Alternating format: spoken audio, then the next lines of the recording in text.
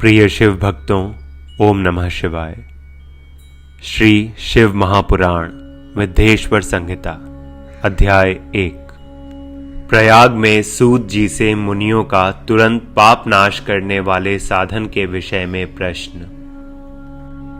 जो आदि और अंत में तथा मध्य में भी नित्य मंगलमय हैं, जिनकी समानता अथवा तुलना कहीं भी नहीं है, जो आत्मा के स्वरूप को प्रकाशित करने वाले देवता परमात्मा हैं, जिनके 5 मुख हैं और खेल ही खेल में अनायास जगत की रचना, पालन और संहार तथा अनुग्रह एवं तिरोभा रूप 5 प्रबल कर्म करते रहते हैं, उन सर्वश्रेष्ठ अजर अमर ईश्वर अंबिकापति भगवान शंकर का मैं मन ही मन चिंतन करता हूँ। व्यास जी कहते हैं, जो धर्म का महान क्षेत्र है और जहां गंगा यमुना का संगम हुआ है, उस परम पुण्यमय प्रयाग में जो ब्रह्मलोक का मार्ग है, सत्यव्रत में तत्पर रहने वाले महातेजस्वी महाभाग महात्मा मुनियों ने एक विशाल ज्ञान यज्ञ का आयोजन किया है। उस ज्ञान यज्ञ का समाचार सुनकर पौराणिक शिरोमणि व्यास शिष्य महामुनि सूत जी वहां मुनियों का दर्शन करने के लिए आए।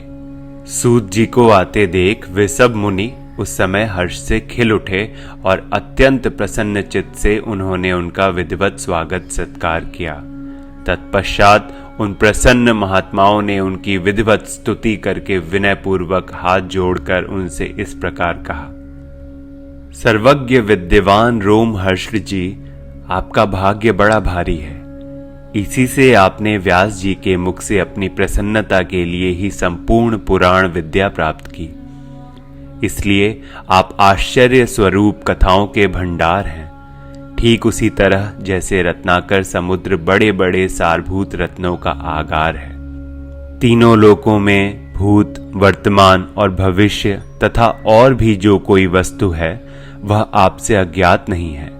आप हमारे सौभाग्य से इस यज्ञ का दर्शन करने के लिए यहाँ पधार गए हैं और इसी व्याज से हमारा कुछ कल्याण करने वाले हैं, क्योंकि आपका आगमन निरर्थक नहीं हो सकता। हमने पहले भी आपसे शुभाशुभ तत्व का पूरा वर्णन सुना है, किंतु उससे तृप्ति नहीं होती।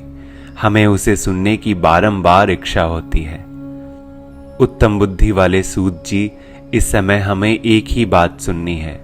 यदि आपका अनुग्रह हो तो गोपनीय होने पर भी आप उस विषय का वर्णन करें। घोर कलियुग आने पर मनुष्य पुण्य कर्म से दूर रहेंगे, दुराचार में फंस जाएंगे और सबके सब सत्य भाषण से मुंह फेर लेंगे, दूसरों की निंदा में तत्पर होंगे, पराये धन को हड़प लेने की इच्छा करेंगे।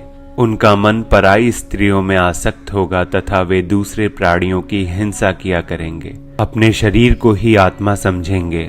मूढ़, नास्तिक और पशु बुद्धि रखने वाले होंगे। माता पिता से द्वेष रखेंगे।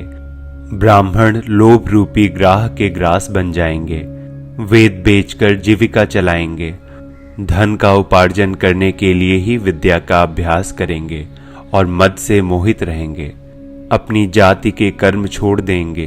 प्रायः दूसरों को ठगेंगे।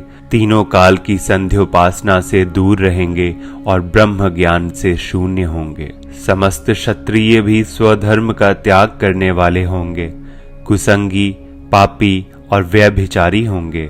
उनमें शौर्य का अभाव होगा। वे कुत्सित चौर्य कर्म से जीविका चलाएंगे। शूद्रों का सा बर्ताव करेंगे और उनका चित्त काम का किंकर बना रहेगा। वैश्य, संस्कार भ्रष्ट, स्वधर्म त्यागी, कुमार्गी, धनोपार्जन परायण तथा नाप तौल में अपनी कुत्सित वृत्ति का परिचय देने वाले होंगे। इसी तरह शूद्र ब्राह्मणों के आचार में तत्पर होंगे। उनकी आकृति उज्जवल होगी, अर्थात वे अपना कर्म धर्म छोड़कर उज्जवल वेशभूषा से विशुभित हो व्यर्थ घूमेंगे। वे स्वभावतः ही अपने धर्म का त्याग करने वाले होंगे। उनके विचार धर्म के प्रतिकूल होंगे। वे कुटिल और द्विज निंदक होंगे। यदि धनी हुए तो कुकर्म में लग जाएंगे। विद्वान हुए तो वाद विवाद करने वाले होंगे। अपने को कुलीन मानकर चारों वर्णों के साथ वैवाहिक संबंध स्थापित करेंगे। समस्त वर्णों को अपने संपर्क से भ्रष्ट करेंगे। वे लोग अपनी अधिकार सीमा से बाहर जाकर द्वियोजित सत्कर्मों का अनुष्ठान करने वाले होंगे। कलयुग की स्त्रियां प्रायः सदाचार से भ्रष्ट और पति का अपमान करने वाली होंगी। सास ससुर से द्रोह करेंगी, किसी से भय नहीं मानेंगी, मलिन भोजन करेंगी, कुत्सित हाव भाव में तत्पर होंगी। उनका शील स्वभाव बहुत बुरा होगा और वे अपने पति की सेवा से सदा ही विमुख रहेंगी। सूत जी, इस तरह जिनकी बुद्धि नष्ट हो गई है, जिन्होंने अपने धर्म का त्याग कर दिया है, ऐसे लोगों को इहलोक और परलोक में उत्तम गति कैसे प्राप्त होगी? इसी चिंता से हमारा मन सदा व्याकुल रहता है। परोपकार के समान दूसरा कोई धर्म नहीं है। अतः जिस छोटे से उपाय से इन सब के पापों का तत्काल नाश हो जाए, उसे इस समय कृपा पूर्वक बताइए, क्योंकि आप समस्त सिद्धांतों के ज्ञाता हैं। व्यास जी कहते हैं, उन भावी आत्मा मुनियों की यह बात सुनकर सूत जी मन ही मन भगवान शंकर का स्मरण करके उनसे इस प्रकार बोले। साधु महात्माओं, आपने बहुत अच्छी बात पूछी है। आपका यह प्रश्न तीनों लोगों का हित करने वाला है। मैं गुरुदेव व्यास का स्मरण करके आप लोगों के स्नेहवश इस विषय का वर्णन करूंगा। आप आदर पूर्वक सुने। सबसे उत्तम जो शिव पुराण है वह वेदांत का सार सर्वस्व है तथा वक्ता और श्रोता का समस्त पाप राशियों से उद्धार करने वाला है। इतना ही नहीं, वह परलोक में परमार्थ वस्तु को देने वाला है, कली की कल्मष राशि का विनाश करने वाला है। उसमें भगवान शिव के उत्तम यश का वर्णन है। ब्राह्मणों, धर्म, अर्थ, काम और मोक्ष, इन चारों पुरुषार्थों को देने वाला वह पुराण सदा ही अपने प्रभाव की दृष्टि से वृद्धि या विस्तार को प्राप्त हो रहा है। विप्रवरों, उस सर्वोत्तम शिव पुराण के अध्ययन मात्र से वे कलयुग के पापासक्त जीव श्रेष्ठतम गति को प्राप्त हो जाएंगे। कलयुग के महान उत्पात तभी तक जगत में निर्भर होकर विचरेंगे जब तक यहाँ शिव पुराण का उदय नहीं होता। इसे वेद के तुल्य माना गया है। इस वेद कल्प पुराण का सबसे पहले भगवान शिव ने ही प्रणयन किया था। विद्येश्वर संहिता, रुद्र संहिता, विनायक संहिता, उमा संहिता, मातृ संहिता, एकादश रुद्र संहिता, कैलाश संहिता, शतरुद्र संहिता, कोटि रुद्र संहिता, सहस्त्र कोटि रुद्र संहिता, वायवीय संहिता तथा धर्म संहिता, इस प्रकार इस पुराण के 12 भेद या खंड हैं। ये 12 संहिताएं अत्यंत पुण्यमयी मानी गई हैं। ब्राह्मणों, अब मैं उनके श्लोकों की संख्या बता रहा हूं। आप लोग वह सब आदरपूर्वक सुने। विद्येश्वर संहिता में 10,000 श्लोक हैं। रुद्र संहिता, विनायक संहिता, उमा संहिता और मातृ संहिता, इनमें से प्रत्येक में 8-8 हजार श्लोक हैं।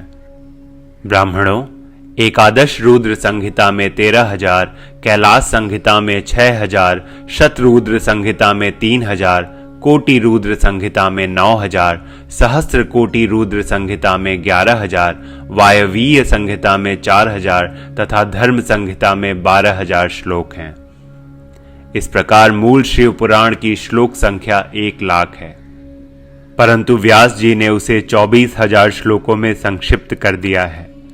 पुराणों की क्रम संख्या के विचार से इस शिव पुराण का स्थान चौथा है। इसमें 7 संहिताएं हैं। पूर्व काल में भगवान शिव ने श्लोक संख्या की दृष्टि से 100 करोड़ श्लोकों का एक ही पुराण ग्रंथ ग्रथित किया था। सृष्टि के आदि में निर्मित हुआ वह पुराण साहित्य अत्यंत विस्तृत था। फिर द्वापर आदि युगों में द्वैपायन, व्यास आदि महर्षियों ने जब पुराण का 18 भागों में विभाजन कर दिया, उस समय संपूर्ण पुराणों का संक्षिप्त स्वरूप केवल 4,00,000 श्लोकों का रह गया। उस समय उन्होंने शिव पुराण का 24,000 श्लोकों में प्रतिपादन किया। यही इसके श्लोकों की संख्या है। यह वेद तुल्य पुराण 7 संहिताओं में बटा हुआ है। इसकी पहली संहिता का नाम विद्येश्वर संहिता है, दूसरी रुद्र संहिता समझनी चाहिए, तीसरी का नाम शतरुद्र संहिता, चौथी का कोटि रुद्र संहिता, पांचवी का उमा संहिता, छठी का कैलाश संहिता और 7वीं का नाम वायवीय संहिता है। इस प्रकार ये 7 संहिताएं मानी गई हैं। इन 7 संहिताओं से युक्त दिव्य शिव पुराण वेद के तुल्य प्रामाणिक तथा सबसे उत्कृष्ट गति प्रदान करने वाला है। यह निर्मल शिव पुराण भगवान शिव के द्वारा ही प्रतिपादित है। इसे शैव शिरोमणि भगवान व्यास ने संक्षेप में संकलित किया है। यह समस्त जीव समुदाय के लिए उपकारक, त्रिविध तापों का नाश करने वाला, तुलना रहित एवं सत्पुरुषों को कल्याण प्रदान करने वाला है। इसमें वेदांत विज्ञान में प्रधान तथा निष्कपट निष्काम धर्म का प्रतिपादन किया गया है। यह पुराण ईर्ष्या रहित अंतःकरण वाले विद्वानों के लिए जानने की वस्तु है। इसमें श्रेष्ठ मंत्र समूहों का संकलन है तथा धर्म, अर्थ और काम इस त्रिवर्ग की प्राप्ति के लिए साधन का भी वर्णन है।